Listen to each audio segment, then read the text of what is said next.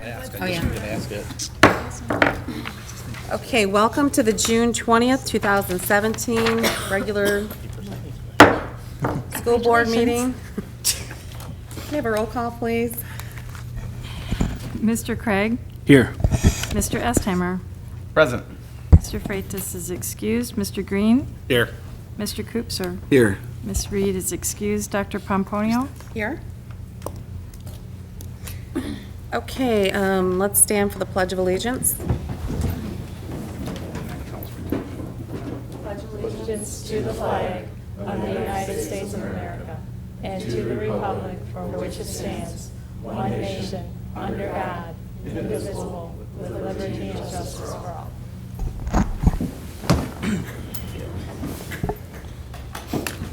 Southgate Community Schools, mission statement, learning for life, vision statement, Southgate Community Schools, the best choice for students and parents. Okay, are there any revisions to the agenda? Okay. Can I have a motion to approve the agenda? I'd like to make a motion to approve the agenda. Second. Okay, any discussion? A motion by Mr. Koopser and a support by Mr. Green. All in favor signify by saying aye. Aye. Any opposed? Motion passes.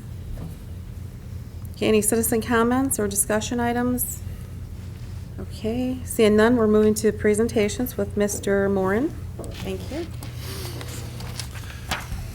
Well, it's my pleasure tonight to honor some of our Southgate retirees. All the retirees that are here tonight, their administrators were not able to make it. Not all of them were able to make it, but they did send ahead a letter for me to read. I'd like to start with Sarah Johnson. Come on up.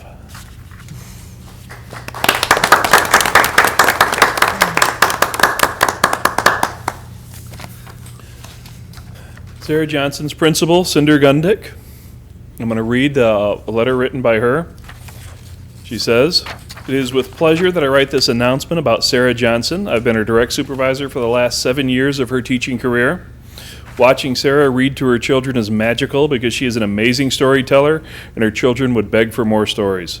If the children were given a choice of watching the storybook through the web or having Miss Johnson read it and bring it to life through her storytelling, the children would always choose to have her read the book."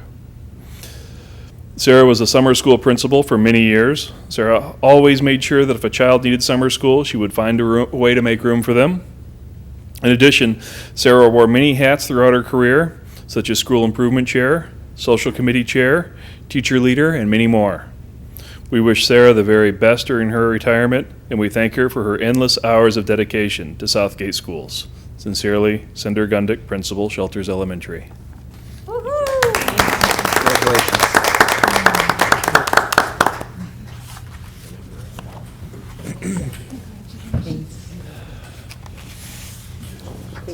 Congratulations. Congratulations.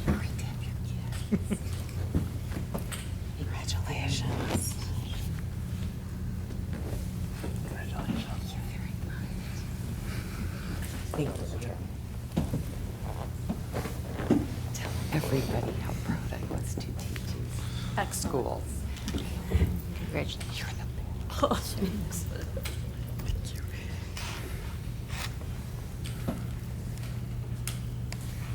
you. Next, we have Dawn Veenstra. Dawn, come on up.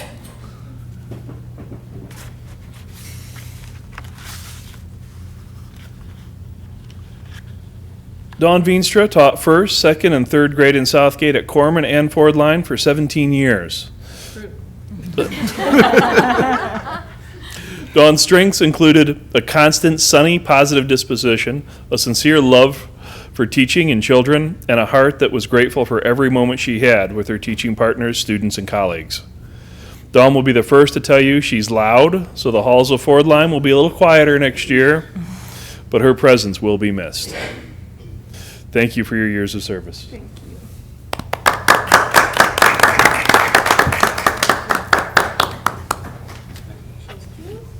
Congratulations. Yeah, sure. Oh, nice. Thank you. You're welcome. Congratulations.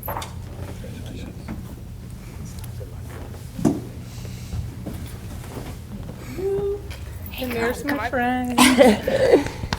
Corman, buddy. That's right. Thank you, honey. Next, not a retiree, but here to speak about one of the retirees, Mr. Pinkowski.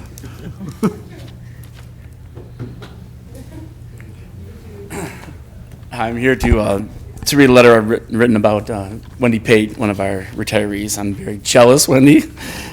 Wendy started a year after I did, so I'm saddened that she's gone, but happy for her that she was able to make this choice. Wendy Pate began her teaching career in the Southgate Community School District in the Allen Annex 9th grade building in 1992. After 2 years, Wendy taught at Anderson High School. She followed that up by floating between the two buildings. When Garish Middle School and Davidson Middle School became a 6-7 building and an 8-9 building, respectively, Wendy was assigned to Davidson, where she spent the majority of her career.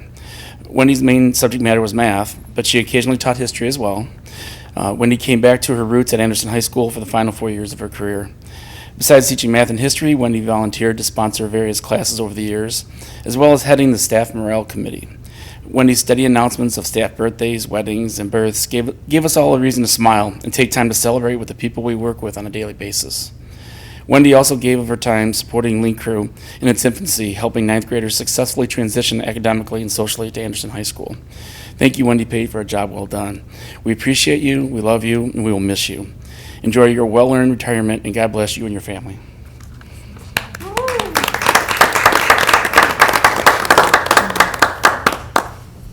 Congratulations.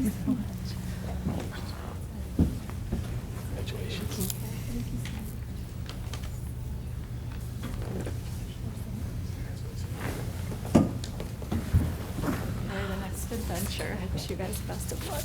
Everything goes forward for Southgate. Thank you so much.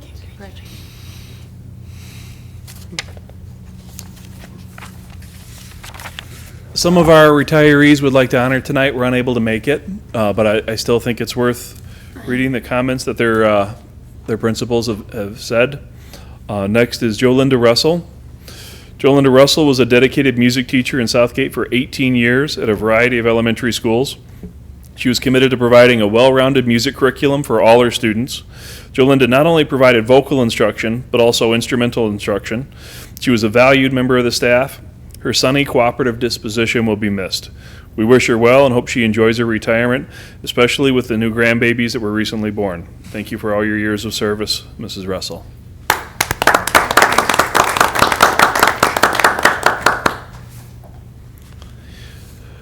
Next is Carol Scrocky. It's with great pleasure that I write this announcement for Carol Scrocky. This is coming from Cinder Gundick, principal, Shelters Elementary. I've been Carol's direct supervisor during her last 7 years of teaching career in Southgate schools.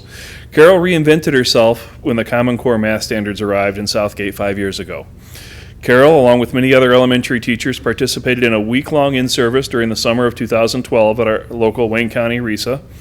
Through this in-service, Carol rearranged her teaching strategies and math interventions to accommodate the new math series. This is just one example of the many ways Carol has transformed her teaching style during her 18-year career here in Southgate. Carol could always be seen at every after-school family event, whether volunteering or organizing the event.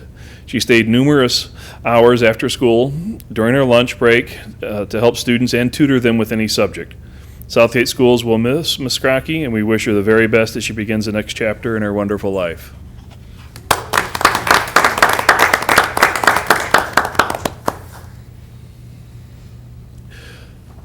Next retiree to be honored is Danny Walker. This letter comes from Jason Martin, assistant principal and CTE director at Anderson. It's been my distinct honor and privilege to introduce Mr. Danny Walker. Danny Walker and I have crossed paths through our careers in Southgate. However, I really got to know Danny when I was assigned as the assistant principal athletic director at Garish Middle School in 2010. Danny worked at Garish as a 7th grade science teacher and always assisted in sports and other school activities. It was apparent from the beginning that Danny was there for the students and truly cared about each and every one of them. Danny also showed great camaraderie amongst the staff and was a resource and mentor for many younger staff members. As Danny and I were both assigned to Davidson Middle School in 2013, he assisted with parts of the move and helped get his classroom as well as the classrooms of others situated throughout the summer so that the school year could start without a hitch. After I was assigned to Anderson High School in 2014, Danny would follow me over 1 year later as one of our 9th grade biology teachers. Upon introduction of Danny to the Anderson staff, I explained that Danny always has a smile on his face. Many have referenced back my comment to me that my statement was so true after getting to know him. Danny Walker is a definition of a true gentleman. Danny is one of the most caring individuals that I know. Danny is always interested in family and other people's personal lives to really get to know the person. Danny told me that the move to Anderson High School came with some anxiety, however. Having me as a familiar face helped ease some of those feelings. What Danny doesn't know is having his familiar face for me was truly a blessing. Every morning, Danny came to the main office to say good morning. Danny's ability in the classroom, and more importantly, his impact outside the classroom, will be missed.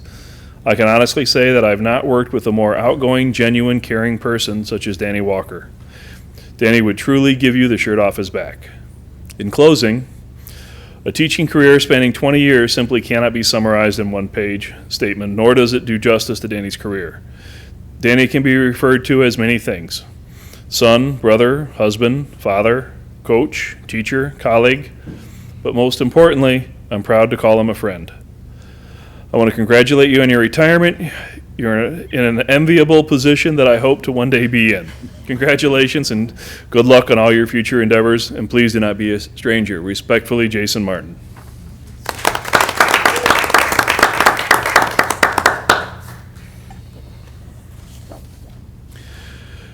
Next we have Greg Warner, and I have a letter here written by Assistant Principal Matthew Lucas.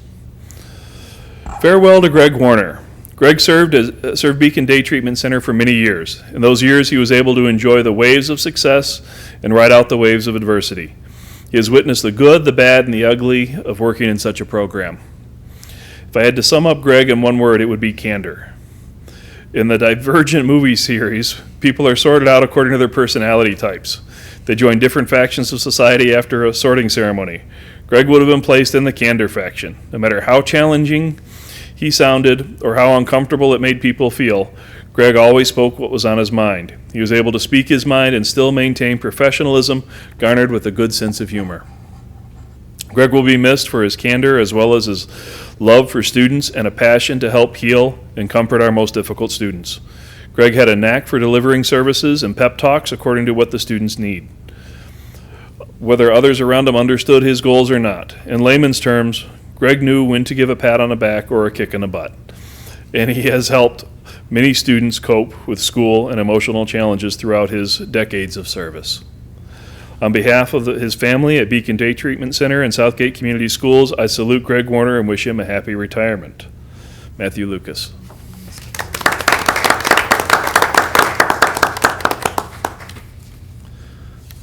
All right, thank you. Thank you very much.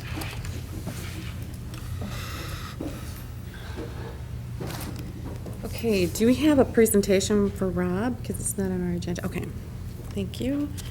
Okay, we don't have any student government representatives, so moving on to committee reports. We have anti-bullying.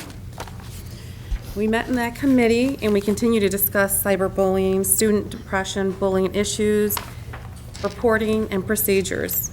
We're concerned if there's any issues of bullying, especially with a reluctance to report the incident. So in that committee, there's going to be an ongoing discussion.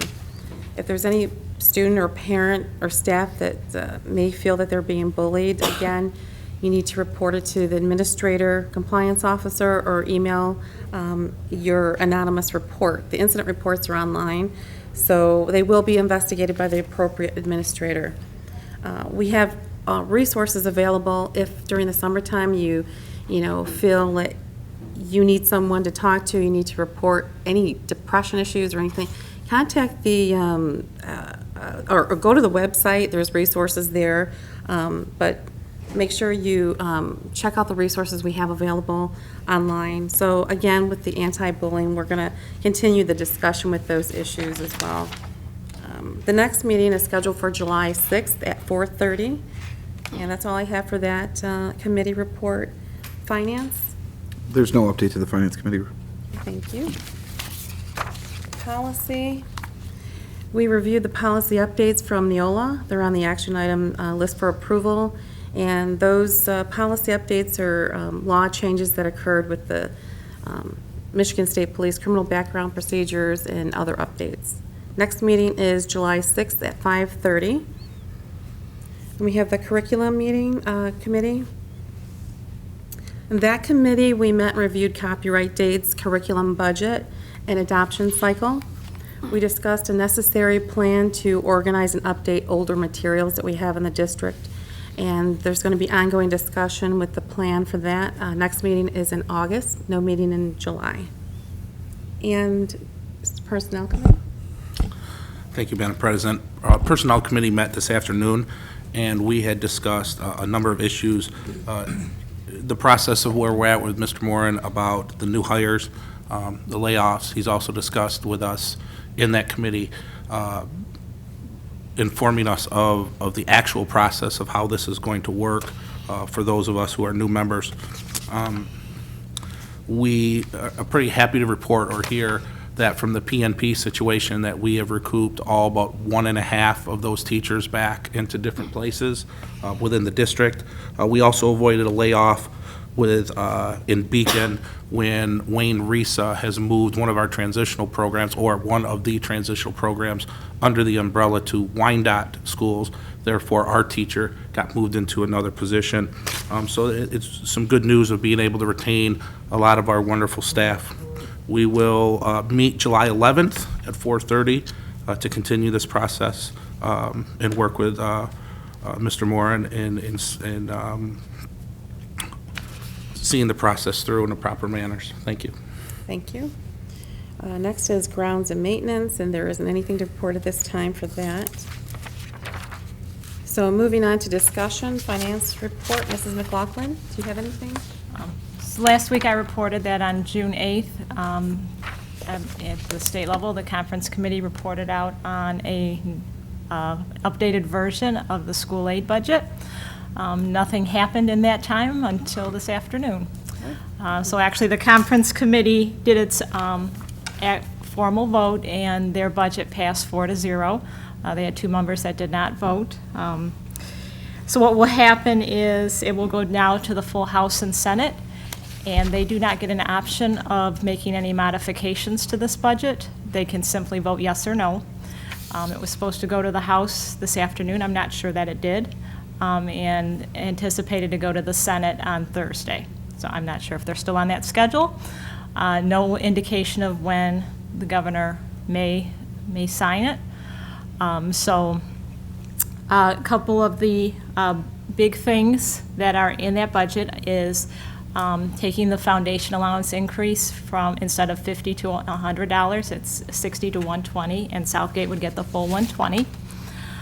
Also, a pretty sizable increase in at-risk funding with $120 million added to the state budget, which would, we would receive approximately $777 per pupil, which would be an increase of approximately $385,000 for the district.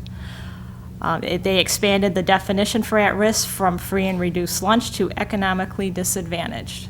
So that's what's in their budget. Also, another major area was in the funding for MIPSers. They are proposing to reimburse district costs for them lowering their rate of return from 0.5%. They also are transferring $200 million to help reduce, to the MIPSers fund to help reduce the unfunded liability. And you know, probably last week, the proposed MIPSers reform, which would eliminate, for those employees starting February 1st, 2018 or later, it would eliminate the defined benefit portion of the retirement, and it would be 100% defined contribution with a required 4% employer contribution and up to a 3% match on whatever the employee contributes. Still a lot of things up in the air until everything goes all the way through to the governor's signature, but that's the latest information we have as of this afternoon.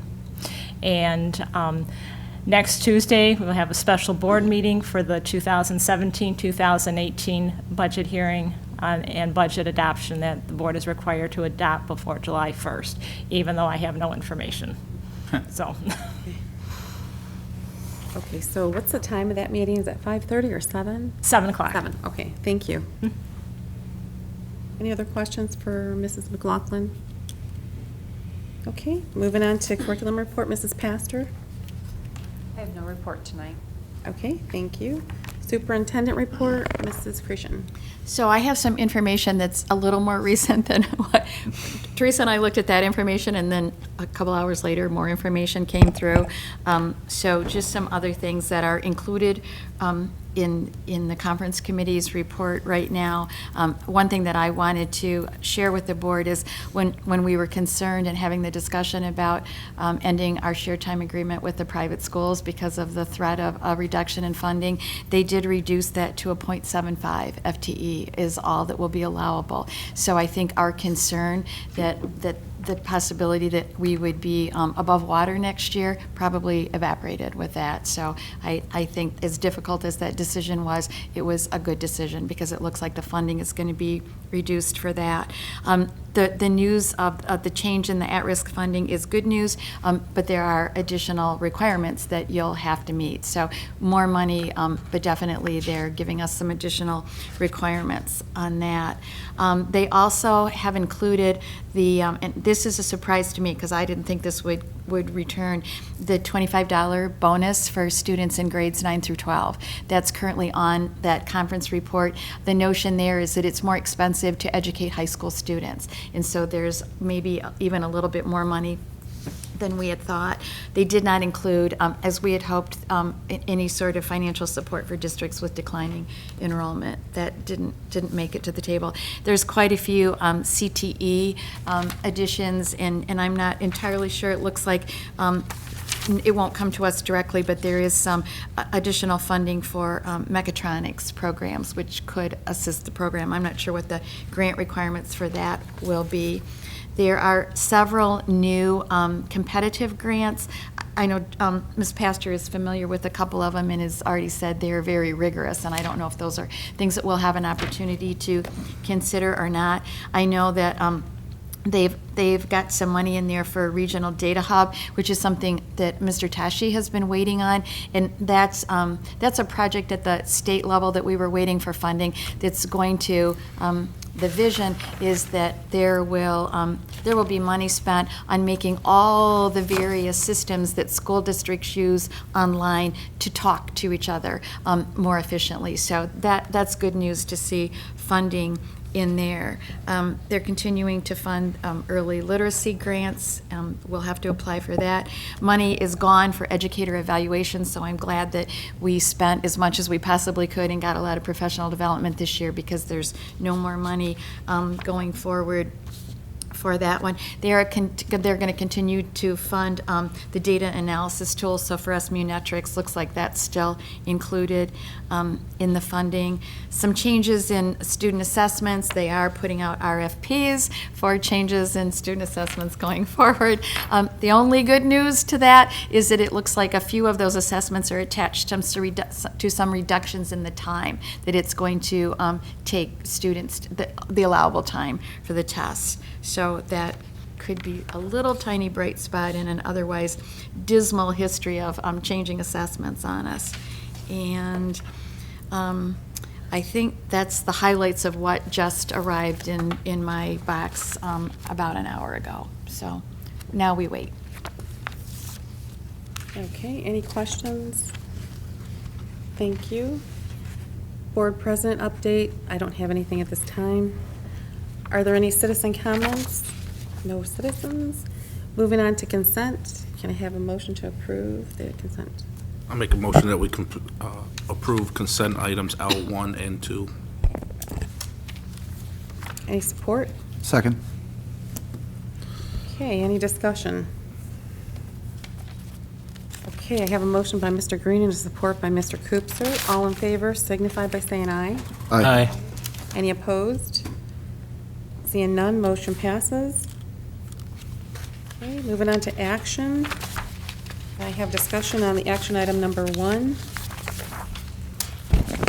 This is similar to an item that you approved at the last meeting. The cross-country team would like to attend a camp, and because it is overnight and not an MHSAA sanctioned event, it does require board approval. And Mr. Pinkowski and myself support this trip. Okay, any other discussion? Okay, seeing no discussion on that, can I have a motion? I'll make a motion to approve the trip request for varsity cross-country team to attend an overnight team camp. Okay, support? Second. Okay. Any further discussion?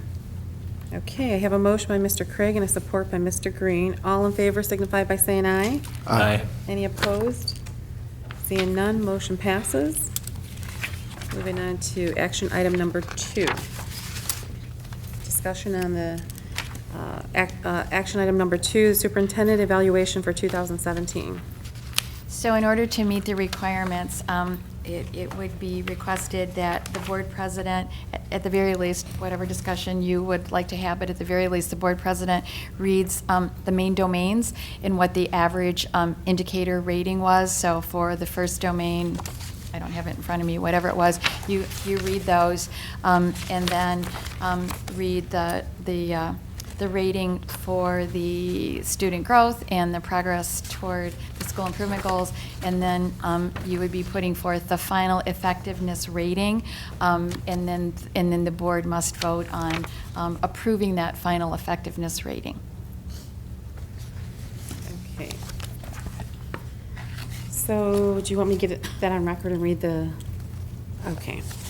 So, we have for item A, governance and board relations, we have a category score of 77. Community relations, B, 70. Do you have that converted to the The 1, weighted 2, 3, score? 4? Oh, I'll go through, oh, okay, I was going at the very end. For the viewing public, the math on this scoring, because it's a weighted tool, is rather daunting. But for the public, it's the whether the superintendent was rated a 4, 3, 2, or Okay. 1. And 4 is highly effective, 3 is effective, 2 is minimally effective, and 1 is ineffective. Okay, so for A, governance and board relations, there's a rating of 3.1. For B, community relations, 2.9. For C, staff relations, 3.7. For D, business and finance, 3.3. For E, instructional leadership, 3.2. And then for student growth, there's a 4. And for progress towards district-wide goals, there's a 3. Okay, so with the calculated score of 85.15% is the calculated score, which is effective. Effective is the rating. So if we can have that on the record. Any discussion on that, Madam President, Mr. Green? just to be clear for the viewing public, this is a weighted tool, so the overall score out of the 4-point rating would be a 3.4, which is in the effective range, as you mentioned. Right, okay, and I gave you the percentage, so that's correct. Okay, thank you. Seeing no discussion, any further discussion? Okay, seeing none, can I have a motion? I'll make a motion for the approval and effective rating for the 2017 final summative superintendent evaluation. Second. Hey, I have a motion by Mr. Craig and a support by Mr. Green. We have a discussion. Any further discussion? All in favor signify by saying aye. Aye. Any opposed? Motion passes. Thank you. Thank you. Moving on to action item number 3. Any discussion on that? Board policy update. There are several policy updates in this. The policy committee has a large packet to review at their July meeting of updates, but these were some that were a little more crucial that I put before the committee and asked them to forward to you for a vote tonight. I want to make sure that the process of changing these in the system is a little cumbersome, and so I wanted some time to get started on these so that we could say that they were in place before the school year starts, because there's some legal requirements. So they represent, as Dr. Pomponio said, some changes that were required by the Michigan State Police to support their criminal background check system, and then some were just other law changes. There was little choice on the district in these policies, but these have all been reviewed and forwarded to you from the policy committee. Thank you. Any further discussion? Madam President. Mr. Kreutzer? Talking about the first policy as related to student seclusion restraint. I'm referring to page 14 of 20, where it says data collection and reporting. In bullet D1, the building administrator shall develop a system of data collection, collect data, and forward all incident reports and data regarding the use of seclusion restraint to the Director of Special Services, and it's crossed out superintendent. My question is, I don't, who that is, and The Director of Special Services is Kelly Thomas, and we've had a system set up for many years, and she is the person who has always received those reports. She's trained, she's received, and so for the purposes of our district, we changed from superintendent to the Director of Special Services. thank you. Good question. Any further questions or discussion? Okay. Seeing none, can I have a motion to approve? I make a motion to approve the changes and additions to the board policy manual as presented. Support. Okay, I have a motion by Mr. Green and a support by Mr. Craig.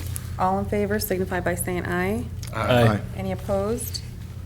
Seeing none, motion passes. Moving on to action item number 4. Any discussion?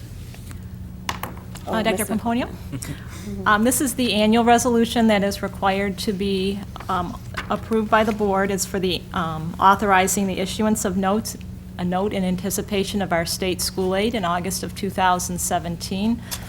This is required to be sent along to the with the packet that is going to the Michigan Finance Authority, who will review all our documents, our approved amended budget for 2016-17, our adopted budget for 2017-18. There's a cash flow worksheet that I had to prepare. That worksheet did go to our attorney for review, and we're asking for a state aid note not to exceed $3.6 million. This is a $2.6 million reduction from our current state aid note of $6.2 million.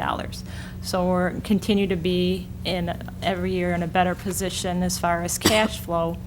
When I first started, our state aid note was almost $11 million.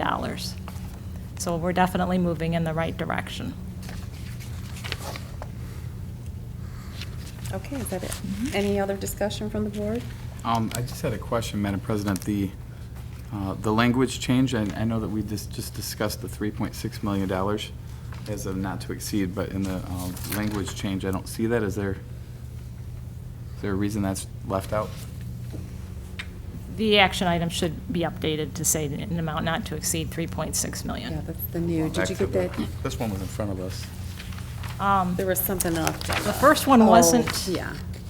This one was left. didn't on have the- enough information, but Are we going with the one in the packet then? so before August of 2017, if you could insert an amount not to exceed $3.6 million. Okay. I'll make that motion if there's no further discussion. Okay, any support? Support. Sorry, could we get a full reading of the? Yep. The motion. I was just asking Oh, if there's I'm any other sorry, I'm discussion. sorry. Thank So you, Mr. If Koopser. there's no further discussion, my motion is to approve the resolution authorizing the issuance of note in anticipation of state school aid not to exceed $3.6 million as presented, the August 2017 through the Michigan Finance Authority as presented. I'll second. Okay, any discussion? Okay, I have a motion by Mr. Estheimer and a support by Mr. Coopser. All in favor signify by saying aye. Aye. Any opposed? Seeing none, motion passes.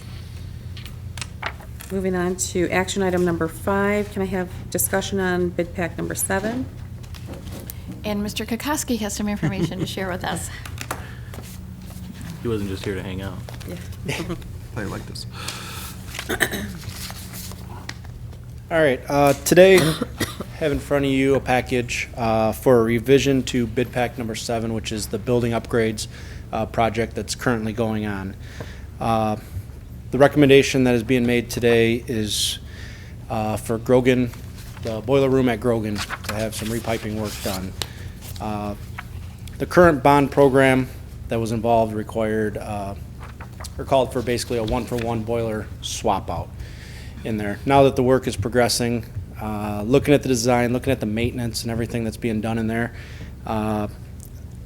over the course of time, we decided we should look at doing some repiping work in that mechanical room. So we had the engineer come in, look at what's there now, come up with a design, and then we had the mechanical contractor price it. So what we're asking today is to take funds from the owner contingency, move it into this package for this work. I think it's something that long-term is a benefit for the district. The way that the mechanical room is piped right now, there's a lot of maintenance that goes into it. It's just really, there's leaks in there, there's pump failures that are done almost yearly from what I'm being told. So this would be a complete repipe of the system that really wasn't planned for. So being that the amount that it is, I wanted to bring that to you today to see if you guys would approve package to add this to the bid pack number 7 work. So the total cost of the work right now, we're working through everything, but the cost right now is a not to exceed amount of $73,415.94. So we are working with a mechanical contractor to try and reduce that cost as much as we can, but being that the size of it is still going to be above the $50,000 single change order limit that had to be presented to you. So wanted to get it to you today so we knew whether to continue to proceed down this road and see if it's something you guys were interested in, but it is the recommendation of the bond team to add this work to bid pack number 7. Do we have a written breakdown of what the issue was with the piping and how it connects to the boiler, if it's detrimental or? A written, I mean, we could get something, we don't necessarily have anything in writing of what the condition is. Right now, the way the building is designed, there's multiple pumps for each of the wings. So if a pump goes down in a wing, that wing has no heat. The way they'd like to repipe it is you'd be down to 2 pumps, and it would basically pump or circulate through the whole building. So if one pump goes down, you have a second backup, but it continues to serve the whole building. So it's a much more efficient way to do it. It's a better system, just the way right now that it is, the system when a pump goes down, again, you've lost heat in that whole wing and there's no way to get the hot water over to that side. So like to basically rework that whole area. And I mean, I can have something in writing if you'd like. I can add some information to that. The engineers that took a look at it, and Nate concurs that we could limp along if we leave the piping as is, but the likelihood that we will be going through pumps is high, and then not only do we have the cost over the long haul of replacing pumps on a pretty regular basis, but then you also have the loss of heat in a portion of your building. This is our opportunity to, and this has sort of been a theme all along. There was the bond project, and then there was the, you open up the wall and then you find the surprises. We've tried to, whenever possible, repair infrastructure or structures that are going to support the new equipment, whatever that is, in the long haul. And this is one of those instances where we can cover it up and say what's behind the wall is good and hope for the best, or we can say we found something that's deficient and we would like the opportunity to repair it. So again, this is a worst case scenario. We're continuing to look at opportunities to reduce the cost, and there's still engineers working on whether or not this is the only way to address the issue. But if we don't have board approval for the opportunity to do this when we have to make the decision, then we'll have to finish the work without addressing this. And that's exactly what I wanted to hear for the viewing audience, just in case they wanted to say, well, you're just adding this into this. So that's perfect. Thank you. Mr. Craig? What's the age of the system that's there right now? I don't have that information. If you had to off- guess, is it 5 years old, 10 years old, Oh, 20 no. years Oh, old?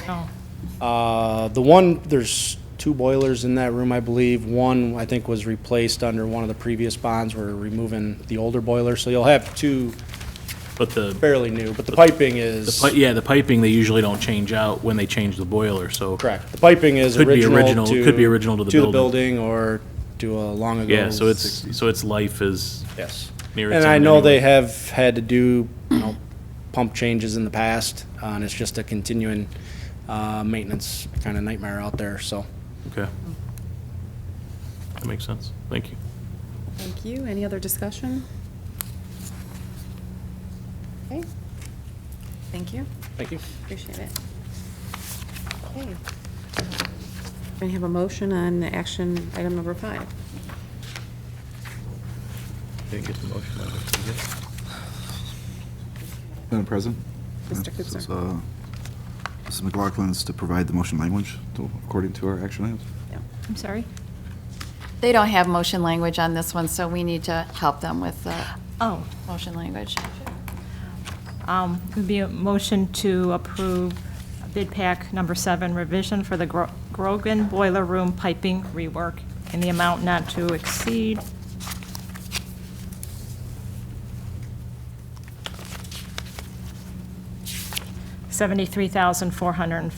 $73,415.94 as presented. Try to remember that. I'd like to make a motion to revise the scope of work for bid pack 7 for the additional piping for the boiler room replacement at Grogan in an amount not to exceed $73,415. Support. 94 cents. 94 cents. You don't get the 94 I'm sorry? You don't get the 94 cents. Okay, I have any discussion, any further discussion? Okay, seeing none. A motion by Mr. Kupfer and a support by Mr. Craig. All in favor signify by saying aye. Aye. Any opposed? Seeing none, motion passes. Are there any employee representatives? Seeing none, moving on to information and announcements. Are there any announcements from the board? I do have a couple. Okay. First, I'd like to, I'm sure that everybody's enjoying their summer vacation. And just wish them a safe vacation for those that have left town and doing some fun things. I also wanted to congratulate, once again, all those retirees. I know they're excited and on to bigger and better things. They're going to miss us, but we'll miss them as well. And lastly, I noticed driving by today, shelters in Ford Line, there's some notes up. There is a summer food program, and that is, it's very important. It's a free breakfast and or lunch, and that is, starts on June 19th at shelters through August, so it's already started and goes through August 18th, so Monday through Friday program. It is closed on Monday, July 4th and Tuesday, July 5th. The breakfast is 7:45 till 8:45 and lunch is 10:45 till noon. And that's at shelters and Ford Line. And then Anderson High School has, No, it's not at Ford Line. It's just Shelters in Anderson. pardon me, I was reading the address on Ford Line. Thank you for the correction, yes, so just at shelters. And then Anderson's June 26th through August 3rd, Monday through Thursday. They're also closed on Tuesday, July 4th, and that breakfast is at 7:30 a.m. to 8:30, and then lunch at 12:20 to 1:20. There's no registration needed. Anyone 18 and under is welcome. Additional information is at 313-383-5950. Again, 313-383-5950. And that is all. Okay, thank you. Any other announcements from the board? Okay, I have a couple. Just, the first one, congratulations to all the retired staff. Good luck and congratulations to you. And the second one is there's volleyball tryouts for students who are entering 7th grade and 8th grade at Davidson Middle School, August 29th, 30th, and 31st from 3 to 5:30 at the Davidson Gym. You need to have a physical on file with the school district dating April 15th, 2017, and current. And that's all I have. Okay, moving on to work session, non-action items, millage spending priorities. I have some new information to share, and I know the board does not love getting information at the last minute, so let me give you a little background on this. I just dumped this information into a new Google folder for you also that I've labeled millage spending priorities, and I will continue just to put information in there, and then if you would be so inclined, you might bring this folder back to any time that we're going to talk about it, and we can just sort of continue to keep our documents in here. So I wanted to share what's in there right now. The first is something that I found. It was actually still lurking in a back corner of the board page on our website, and it is from the Buildings, Grounds, and Transportation Report. I don't know if this was a board committee at that point in time, or if this came from the district department, but it was the last time that we had any sort of documentation of capital improvements. And it's an interesting plan for July 8th through the 11th. I thought that you might enjoy perusing this, because you're going to see quite a few things that were on this capital improvement that are now being taken care of or addressed with the bond. So that was kind of nice for me to see. The second document you've had before, it's in the Google Drive, but it's just a printed copy of sort of the latest information I continue to add to that wish list that was developed through some of the parent and community focus groups. And so I just printed another copy for you. I will, I don't know if all of you checked your Google folder for this board meeting. You would ask for me to take some photos of some of the bathrooms at Anderson and Davidson. So the photos are in the folder for this meeting, and I also put them in the new folder that I just started for millage spending. They're in no particular order. Some are the men's rooms, some are the women's rooms. They're at Davidson and at Anderson, and I purposely chose what I thought were the most challenging bathroom situations that we have. And I will say that those are cleaned daily, and a photograph cannot capture the fact that some of them smell pretty bad. And no matter what we do, we just don't seem to be able to get around that. So that was my additional information. The other thing, Dave Pinkowski did send this to me a couple of days ago in light of trying to finish the school year and get all of my state reports done and finish all the evaluations. This has been sitting in my inbox for a couple of days, but I did at least go on in print. One of the first things that I had asked Mr. Pinkowski for is what would be recommended increases in transportation that would begin to restore athletic transportation to a level somewhat close to what we previously provided. So he's given you what was budgeted, what was actually spent, some potential increases, and giving you some notes. I have not looked at this myself, so I just wanted to at least get that in front of you so that you know that I continue to chip away at getting some information to you on this list. One of the things that I would be asking the board to consider as you have your conversations about the millage spending is at some point in time, if you have an opportunity to prioritize these for me, and maybe they're individually prioritized, maybe they're prioritized in groups and chunks, that would be really helpful for me to know where to look for opportunities to begin to address some of these. And if you as you begin that prioritizing, if there's information on cost that I haven't been able to get for you, I would work more diligently to get information for the items that you would like to see done first, and then maybe the ones that are a little bit lower on the list, we could wait a while to get pricing information. So that's what I have to contribute to your conversation tonight on millage spending. So with that,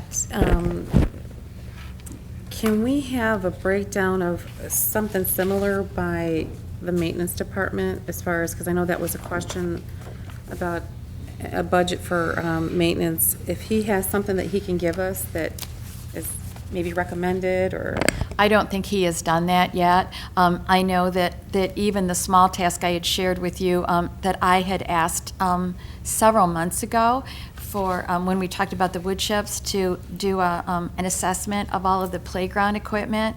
And that one item alone is proving to be pretty challenging. He has, much of our equipment is old, and it's difficult to get replacement parts. And he has contacted a variety of companies trying to get information on pricing, and companies are not responding very well. It was shared with us today that the city went through a similar exercise because much of the equipment at the city playgrounds needed to be repaired. And the city experience was that it took months for some of the companies to respond. So, so certainly, you know, Mr. Lay is working on some of this sort of thing. I don't know that I would suggest that we would have that in the real near future, because as we now enter a rather challenging season of construction, he's morning till night just trying to oversee construction. So it may be a while, but I will certainly send him the email again and ask him where he is in terms of providing some needs assessment for maintenance budget. And then I know we worked on a plan in the curriculum committee. Is there a chart that you can provide the board with as far as budget needs, or is that what we're going to work on in the next 3 months? So so I could make some assumptions and guesses. The problem is that with the curriculum review cycle, we always look at 3 different companies, and based on the standards and what makes the most sense, then we get price quotes based on those things. So it's really hard to sort of pick 3 companies and guess what the prices would be. It would be pretty difficult to work that way, only because there's so many companies out there, and I tend to pit them against each other to try to get our best deal for the longest amount of time. So for example, the online portion of the textbooks, some companies will offer a certain amount, but some will offer better amounts, and so it's nice to pit them against each other to get your best deal. So it's been so long. The Wonders is my only experience of lately looking at those types of purchases. So I will add to that, it's been such a long time since the district has purchased curriculum that if we were to try to estimate what it would cost to really fully implement what should be occurring in the first year, we can't afford it. So I think it's really more, you know, what's a target figure that makes sense for curriculum budget, and to start there, and then, you know, to make a commitment that we could maintain that level of budgeting for that department, and then the curriculum committee has to start to make the hard choices of what we can afford, because we're going to be in the what can we afford for a long time after this many years of neglect. Okay, so that'll be something we're going to consider. That's on our list too, so we'll talk more about that in the committee. The other thing that I wanted to touch on is we had initially discussed some items and purchases that would be part of the 2016 or 2017 millage funds. Is there any discussion on how we were going to spend a portion of that, or all of it, or any delinquent taxes, that fund? So, well, 16, 17, I'll let you address what we've earmarked the millage money for 16, 17, the year that's ending. So for 2016-17, there was some maintenance equipment that was purchased and some equipment, and because we received it so late in the year, the decision was made to put the balance towards building up our fund balance to the required 5%. So for 2017-18, at this point in the budget, is the things that have been approved by the board, which is reducing class sizes at the elementary and secondary level, the playground wood chips, and eliminating the athletic participation fees. And that's where we're at to date. Okay, during that time, we had a discussion about making sure that we had a little part left for the community to see, so they know that their money's being spent this way, so we wanted to have the community input meeting, so we did get the list together. So can you break down what happened or how that was spent from that discussion back in February? How we may not be able to get the items until next year, or is that? Well, I mean, I guess we can kind of tag team this one because now we're talking about money for next year, and we've not yet made any other decisions. I haven't brought any additional recommendations. The board now might take a look at this list and prioritize. We're on hold right now before we make any decisions going forward for what the next amount of money, like where we might next spend the millage, the enhancement millage funds. I think certainly this summer, with the amount of construction going on, the community sees a lot of great things occurring to change the face of our buildings. It would be just about impossible for us to even consider any project on any kind of on the building until we finish the construction that's ahead of us for this summer. So, for instance, if we decided that our next greatest priority were the bathrooms, targeted bathrooms at Davidson and Anderson, that's going to be a process, because first we have to wait until the construction is completed. We would have to get the engineers back in there. They would have to do proposals. It would, we would have to hire a company. That's sort of going to be a long-term process. So I guess I'm under. It's my opinion that at this point we are at hold, and the next best step would be to have the board do some prioritizing. We've talked about the three areas of the budget that I'm recommending that we add or we increase those budgets, but the budget that you're going to see next week does not yet have those increases, because we're not adding to expenditures until we get our final budget from the state. So we're just sort of on hold right now, but that doesn't prevent the board from doing some great work prioritizing. Mr. Koopser, did you have a? Yeah, I had a question as related to, I know that there were several items which the board has already reviewed and approved for the spend for the 17-18 fiscal year as it relates to the millage spend. I think that there's not a clear understanding of what would be unallocated at this point, and forgive me, I haven't read the documents that you've sent me in terms of the budget for next meeting. Mm-hmm. Is it going to be line item on there as an, because we were talking about the millage spend being accounted for separately, so there's better transparency and we have better understanding of it. And I think that, okay, we talked about staffing and increasing the staffing to reduce class sizes, but there was kind of we needed to understand, there wasn't a finality when we approved it, and there were some adjustments after that, and it wasn't quite an understanding of what was allocated and what's not out of that total expected spend. So I think there's, for us to help us prioritize, to understand what is still left in that, and I'm hoping that'll be in the budget for next week. Bless you. In the detailed budget that the draft was given to the Finance Committee, all the line items that are where the enhancement millage money is being used are identified as that. So if you look under elementary instruction, the salary cost of adding the positions to reduce class sizes, it says enhancement millage next to it. The same thing for the FICA and the retirement and all the benefits that go with that person. The same thing under secondary. If you look under the maintenance budget, it will say playground wood chips, enhancement millage.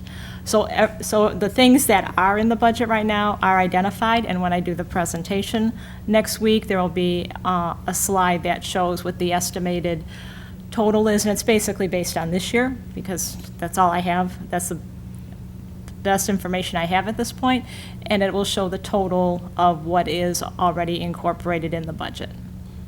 Okay. I guess my question then would be, would there be a separate schedule specifically for the millage expenditures? It's not in the budget itself. Okay. When it gets put in the system, Mhm. it will have a specific code at the end so that I can run the report. But it will be those items that are identified in the detailed budget that say enhancement millage next to it. Okay. Okay. So, Oh, go ahead. so and I'm sorry, I'll be asking this for Finance Committee, is that in addition to it being detailed out in the budget when- when it's and your presented, but in the packet Finance does include Committee as a packet, would we be able to get a schedule that you'd be able to pull, and we'd review that on a monthly basis in Yes. the Finance Committee? Absolutely. So we can see the unallocated funding. Right. And in the packet to the Finance Committee was a separate schedule about the enhancement millage. Okay, thank you. Any other discussion? Just to add, so those documents have gone to the Finance Committee. This is Tuesday, so tomorrow I will start on the folder for next Tuesday's meeting, and I will pull all those documents in for them to be shared with everyone. So I'll start populating that Google Drive for the June 27th meeting sometime tomorrow during the day. Okay. Any discussion? Madam President, I'm sorry. Mr. Estheimer? Mr. Kuchar, so the schedule that you were referring to that has the ongoing allocations, it's going to also, I would assume, you were asking if it's going to be continually updated to show us a balance of funds availability based on spending, correct? Is that what you were looking for? Yes, but I'm saying that will also be reflected on the web with a graph, the details of the dashboard. So it'll be actually the same schedule that we're reviewing will also be reflected on the web. Public can see for the on the public can see it, exactly how that pie chart breaks out. And just so we're understanding that as a board, so it can help us with I'm asking for it before even, because that's in development. But for us to be able to prioritize that, and if we're going to make decisions before then, we'd be able to know how much is still available in terms of that funding, and might be able to pull things forward. Maybe we save things for next year. Who knows?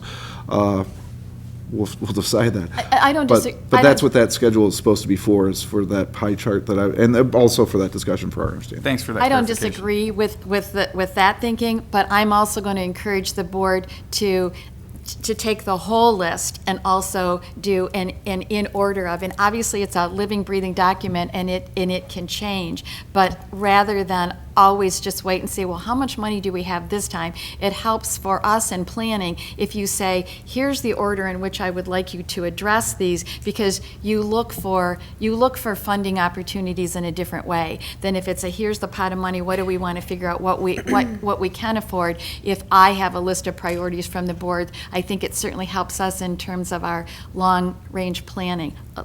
I'm going to go in a different direction just for a minute, so I promise I'll come back to this.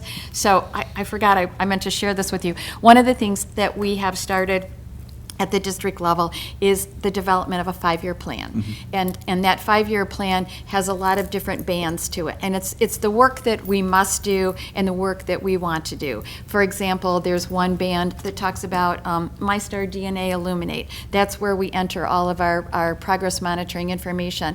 It's somewhat new to us, and so there's a rollout component to it. So next year, we're going to require teachers to do this, and the following year, we're going to do that. There's things on there related to compliance issues in special ed. There's a band on there related to a change in the law on suspensions and expulsions and the things that we're required to do going forward. So we're trying to get all of our work on one 5-year map, if you will, so that everybody has access to it and we all know where we're going next. To support that, the curriculum department is going to develop a similar 5-year plan that actually can lay right on top of that, because your document can get so big if everybody works on the same document that you get lost in the weeds. So curriculum might develop that 5-year plan that has professional development that lays on top of it, so we know what training and support we need to provide at each one of those years. We've also, Teresa, Ms. McLaughlin and I have also talked about doing something similar for finance, where through the FIT committee, we're beginning to develop 5-year planning, scenarios, goals, visions, and then that could also lay on top of that 5-year plan.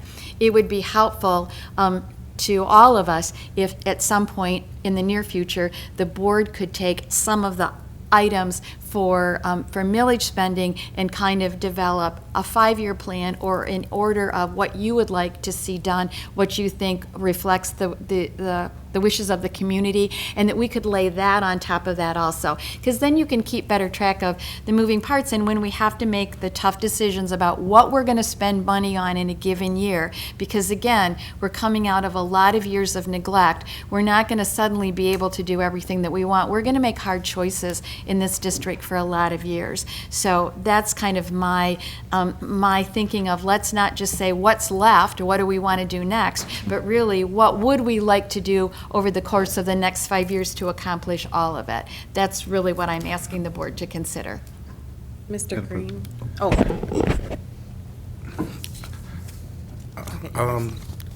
I mean, I appreciate everything, and I understand where Ms. Creation is coming from.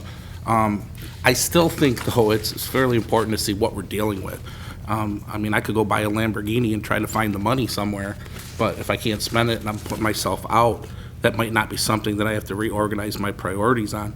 I think what you were asking is to see where we're at, not so much that we won't prioritize, but I almost feel like I'm in the dark at this point before I prioritize without seeing what's available to some degree. I mean, not knowing what it is and then just saying prioritize everything without knowing what I have. I guess I don't totally agree with that philosophy myself. I just need a baseline for myself to see what we're dealing with. If we have $50,000 and I'm just throwing a number out there, doesn't mean that I'm not going to not go for the bathrooms, which is $90,000. I get that we can get money elsewhere, but sitting here trying to make priorities without having any idea of what's left, to me is like being blindfolded. I'm suggesting that we do both. Simultaneously. I can understand You're that. going to have additional information in a week, so I think we do both. I know we're anxious to look and see what's left. We're going to share that. We're going to talk about what we can do most immediately, but I don't want the board to lose sight of it's probably not in our best interest to every year be doing that. Let's also try to start doing some planning out, because we might choose to, whatever money is available, to defer from one year to the next so that we have an amount to spend on that bigger ticket item. Okay, Leslie, go ahead, Mr. Kirkstone. Thank you. No, thank you, Madam President. No, I would expect that the board is considering in terms of prioritization as it relates to larger ticket items, to be able to carry funding from one year to another. It's not as though it has to be spent in any one calendar year. I also like to believe that the board is going to look at this as a very dynamic situation as it relates to some of the spending that we've already approved. We need to move towards it going towards the general fund. Therefore, especially with the teachers, that with the reduction of students in the classroom, we need to, in 5 years, we don't know if that funding will be there. So it'll be the challenge of the board to try and move that towards general funding, and we should be making progression along the way with that. So I'd like to believe that over the next few years, as we are trying to address what is the allocation with that spend, it's going to be very dynamic. And it's going to change as we're trying to move things towards general fund, as well as carrying budget from one year to the next for larger ticket items.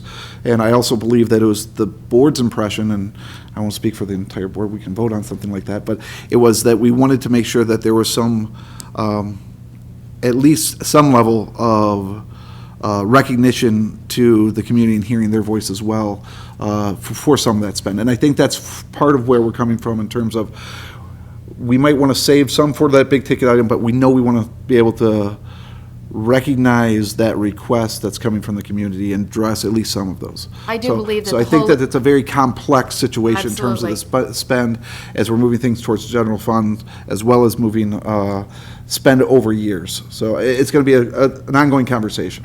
And I just want to reiterate that the list in front of you is not the district list, it's not my list, it's not the cabinet list. This is a list that came to us from community focus meetings.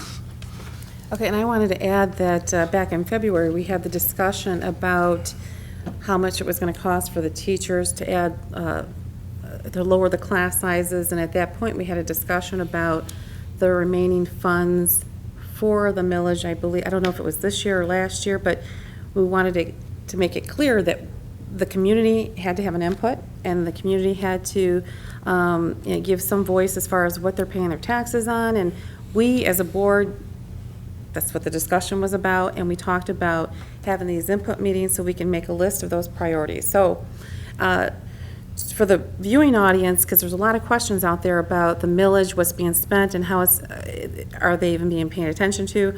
Okay, for this millage, we know that we're definitely paying attention to what their needs are, and that's why we're getting input meetings.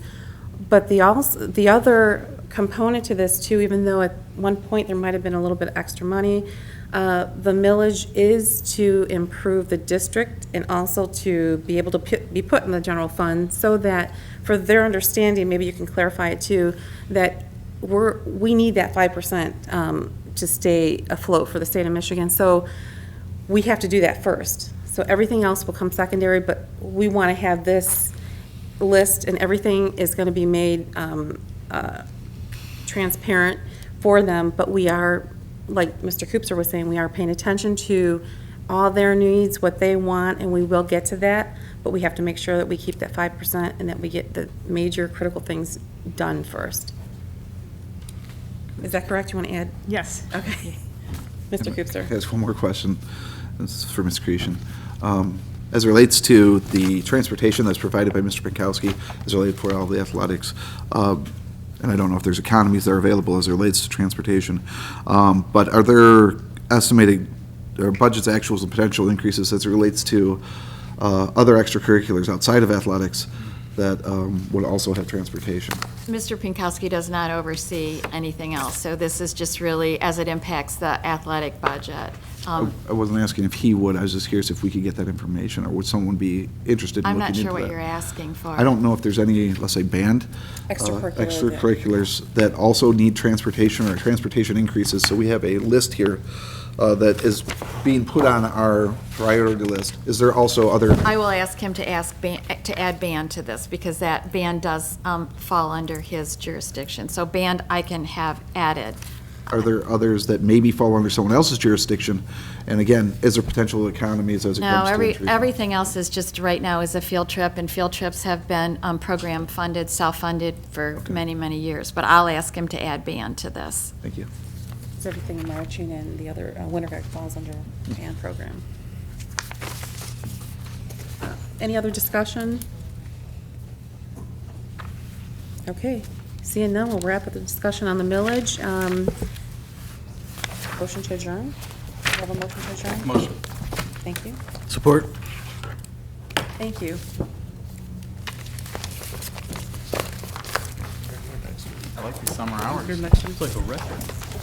I won't be here in the 11th. You're here next week? Yep. I may not be. Okay, so we got a quorum See now. what he's doing, he's counting 4, he gets 4, maybe he'll take So it's like one. So we do have a quorum. He's gonna go work on his tan. They'll come back baked.